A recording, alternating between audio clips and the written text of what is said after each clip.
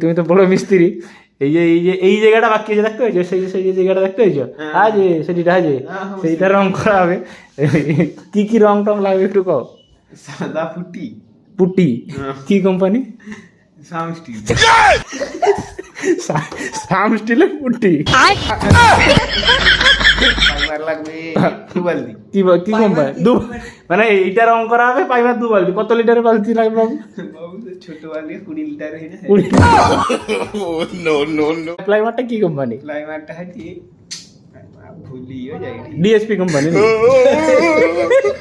DSP company.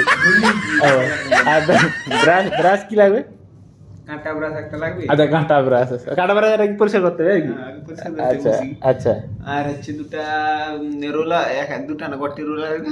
কত কত ইঞ্চি না ফুটে না কত রোলার? রোলার এমনি দোকানে যে কেউ একটা রোলার দিয়ে রং করা দিয়ে দিবে। আচ্ছা আচ্ছা ব্রাশ একটা না হয়। আচ্ছা। আর রং মিলে পয়সা কত নিব? 10 লিটার পয়সা ওটা কি জানো 2000 টাকা দিব আর 2000 টাকা। আর কি কোম্পানি রং? কি কোম্পানি রংটা?